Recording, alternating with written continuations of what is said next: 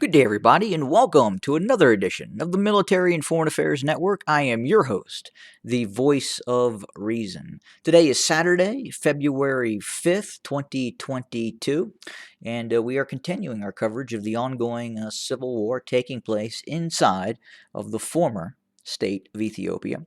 Again, we're looking at battlefield reports and obviously analysis of the ongoing conflict. So today we're going to look at some battlefield coverage, and we're also going to look at some of the decision-making processes that led to the current state of the former state of Ethiopia. So first and foremost, battlefield coverage. The Tigrayan Defense Forces continue its security operation in the Afar region, and it really appears that these Afar regional militia groups, these Afar regional forces that had deployed themselves across the Tigray-Afar border under the Edict of Abiy Ahmed. So that was one area where the Afar regional leadership made a mistake, and that was allying itself with Abiy Ahmed and conducting some of these recent operations into the Tigray region. So, if you play with a scorpion, you are going to get stung, and that's exactly what has happened to the Afar region. It started playing with a scorpion that was simply by itself, alone, near a rock, and the Afar region has been stung. And that operation continues, and it's not going well for the Afar regional forces. We've seen a lot of these forces be eliminated near Asat, Berhale, and Abala as well. And we now see that the Tigrayan Defense Forces are in full control of Abala, Berhale, and other areas across the border into the Afar region. And most importantly, a lot of these Afar regional forces were utterly destroyed in this operation, including elements of the Eritrean army as well, which is indeed operating in the Afar region. Now, if we look at these towns and settlements, again, these are not very large cities. So we're not talking about operations like we saw when Desse and Kambalcha were taken. Again, these are very, very small towns. Abala is the largest objective that was recently taken by the TDF, but again, not the largest city that they have engaged so far.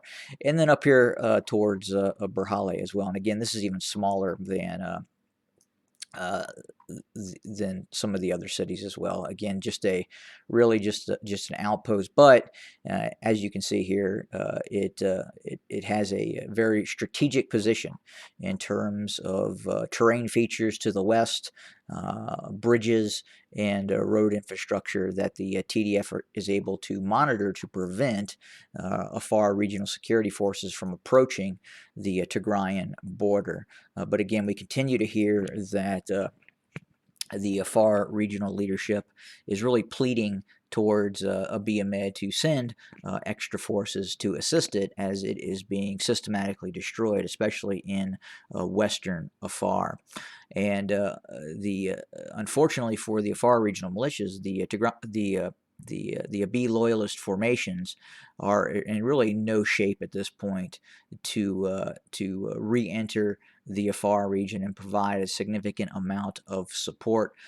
Those forces, the Abiy loyalist forces, continue to reconstitute itself after the incredible large engagements that took place in the Amhara region with the Tigrayan Defense Forces. And the TDF as well continues to reconsolidate and re-strengthen its position in the Tigray region as it looks towards the western Tigray area to retake. But most importantly, I think it's really the decision-making process that the Afar regional leadership made to support Abiy Ahmed, and more specifically, we have to really look at the decision-making processes of Abiy Ahmed himself.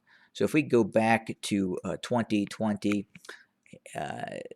the former state of Ethiopia did not look like what it looks like now, and the reason that the former state of Ethiopia is indeed the former state of Ethiopia is because of the decision-making processes of its national leader, Abiy Ahmed.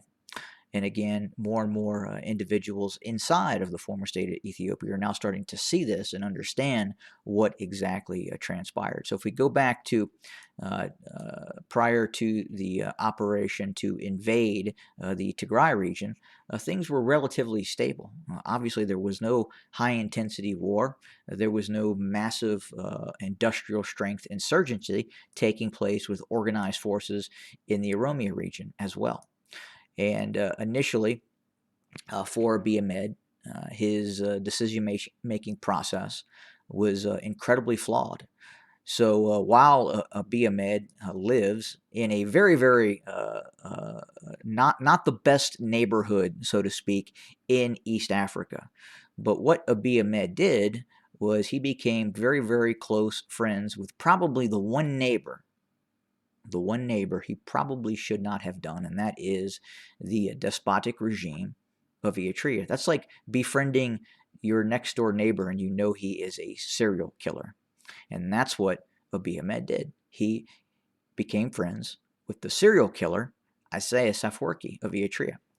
And with that relationship and that mentorship that unfortunately Isaias Afwerki provided to Abiy Ahmed, that is where they concocted this plan to launch this operation into the Tigray region under the auspice of a so-called law enforcement operation by eliminating the democratic process in the Tigray region, which is an absolute fact.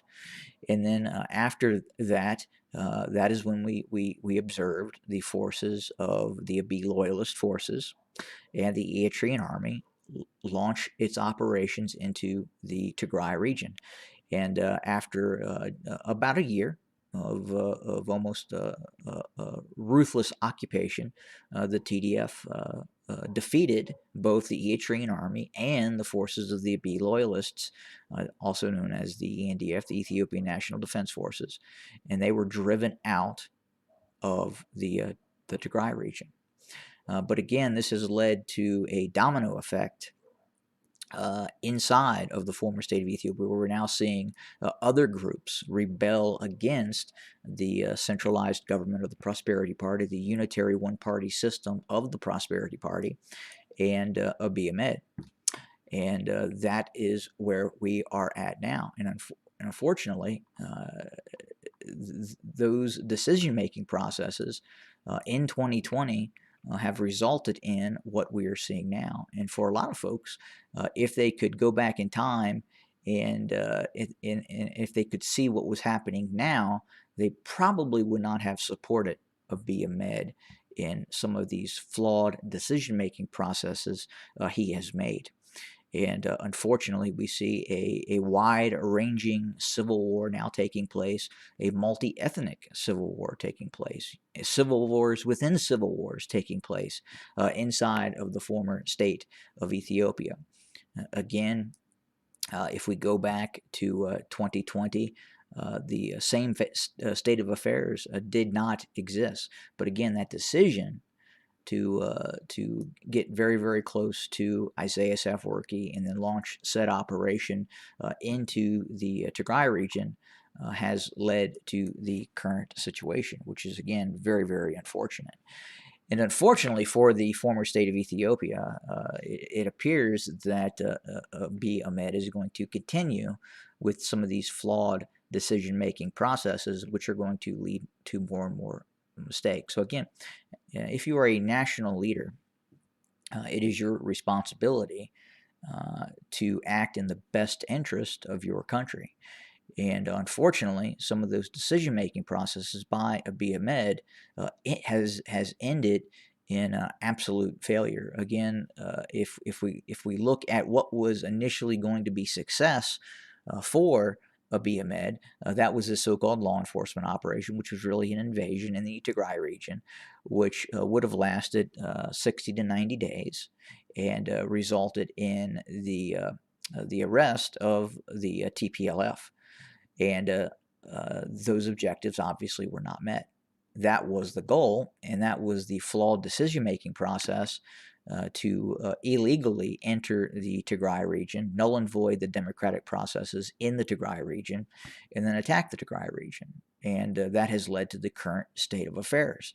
So in terms of initial goals, war goals and war aims, those war goals and war aims have been utter failures for both the Eritrean army and the former state of Ethiopia, specifically Abiy Ahmed.